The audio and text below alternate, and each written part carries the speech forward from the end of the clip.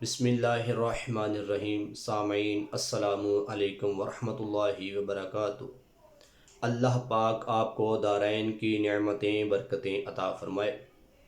ناظرین، آپ لوگوں کو پتہ ہے کہ کئی ماہ سے غزہ کے مسلمانوں کے اوپر جو ظلم و ستم کے پہاڑ توڑے جا رہے ہیں، ڈھائے جا رہے ہیں، وہ کسی سے ڈھکے چھپے نہیں۔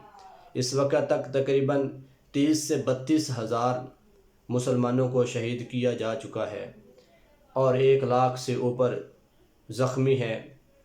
کئی ہزار گھر پسمار کر دیے گئے اور کئی سو مساجد کو شہید کر دیا گیا۔ لیکن افسوس کی بات تو یہ ہے کہ یورپ کے اندر ایک کتا بھی مر جائے تو اس کے اوپر آواز بلند کی جاتی ہے، لیکن افسوس کی بات تو یہ ہے کہ یہاں پر کئی ہزار مسلمانوں کو شہید کر دیا گیا، کئی ہزار بچوں کو شہید کر دیا گیا، ان کے جسم کے چتھڑے اڑا دیے گئے، کسی NGOs کو کوئی تکلیف نہیں ہوئی۔ یہاں پر ہمارے بے غیرت حکمرانوں کو اتنی غیرت آنی چاہیے کہ وہاں پر ایک کتا مر جائے تو اس کے اوپر آواز بلند کی جاتی ہے۔ کچھ مہینے پہلے، کچھ سال پہلے یوکرائن کے اوپر جو رشیا کا حملہ تھا، اس کے اوپر پورا یورپ اکٹھا ہو گیا کیونکہ وہ یورپین نسل تھے۔ لیکن یہاں پر نبی پاک صلی اللہ تعالی علیہ وسلم نے فرمایا کہ مسلمان ایک جسم کی مانند ہے، اگر جسم کے ایک حصے پر تکلیف ہوتی ہے تو پورا بدن اس کو محسوس کرتا ہے۔ لیکن یہاں پر عجیب رنگ ہے، بحیثیت قوم ہر مسلمان کو تکلیف ہو رہی ہے۔ جو ارباب اختیار ہیں وہ کون سی نیند کے مزے لے رہے ہیں۔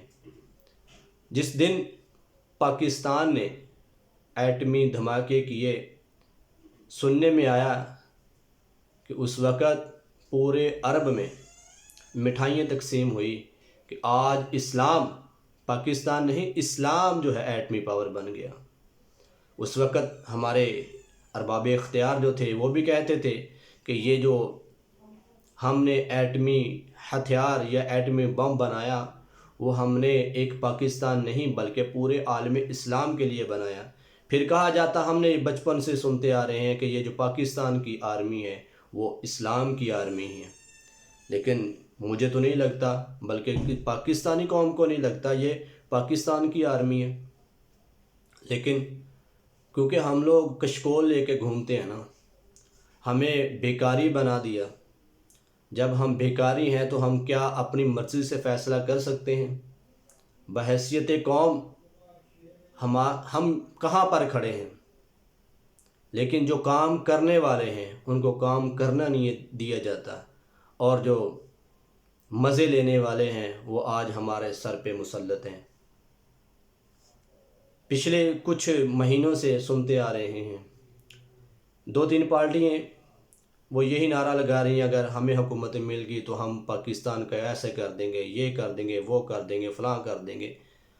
تو یہی 2 پارٹیاں جو تھیں، زیادہ تر نون لیگ اور پیپلز پارٹی، حکومت تو ان لوگوں نے کی ہے۔ بتائیے، ان سے پوچھنا چاہیے کہ آپ نے سننے میں تو، بلکہ ہماری ہوش کے اندر ہی یہ جو نون لیگ ہے اس نے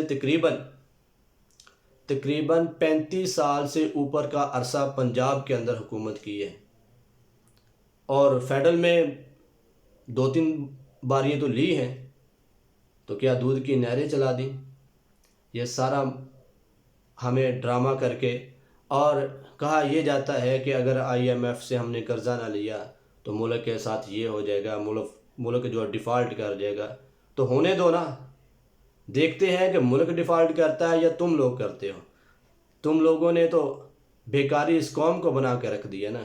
جب قرضہ لیا جاتا ہے تو کس کے اوپر خرچ کرتے ہو؟ اپنے اوپر خرچ کرتے ہو تم لوگ، اپنے۔ وہ جو غریب عوام ہے وہ 200-300 کا پٹرول لیٹر لے اور تم لوگوں کو فری میں ملے۔ غریب عوام جو ہے وہ 15-20 روپے کی روٹی لے اور تم لوگوں کو وہاں 1 روپے کی روٹی ملے۔ غریب عوام 120 روپے 130 روپے کی پلیٹ معمولی سی وہ بھی رقم ہے، یعنی کہ بہت کم میں بتا رہا ہوں، تقریباً 150 روپے کی دال کی پلیٹ ہے تو وہاں پر آپ کو 5 روپے کی ملتی ہے اسمبلی کے اندر، لیکن کوئی پوچھنے والا نہیں۔ اندھیری سونا جنگل رات اندھیری، چھائی بدلی کالی ہے، سونے والے جاگتے رہنا چوروں کی رکھوالی ہے۔ تو آج خزانے اور ملک کے رکھوالے جو ہیں وہ چور ہیں، اور کہا یہ جاتا ہے کہ مشکل فیصلے کرنے کا وقت ہے، مشکل فیصلے کرنے کا وقت ہے۔ صرف غریب عوام 20-25 ہزار روپے کمانے والے کے اوپر جو ہے نا وہ سارے ٹیکس عائد کیے جاتے ہیں۔ جو غریب 20-25 ہزار روپے کمانے والا ہے اس کو 20-25 ہزار روپیہ بجلی کا بل بھیج دیتے ہیں، لیکن وہ ایک اور الگ ٹاپک ہے۔ لیکن بحیثیت قوم ہم کہاں پر کھڑے ہیں؟ ہمارا بھی یہی حال ہے کہ ہم نے کتنا کچھ کر لیا، فلسطین کے اوپر آواز اٹھاتے ہیں، لیکن پچھلے دنوں ایک سیاسی پارٹی نے ایک ویژن دیا پاکستانی قوم کو، ہم نے یہ جو اسرائیل کی پروڈکٹ ہے اس کا بائیکاٹ کر رہے ہیں۔ ہم نے کتنا کیا؟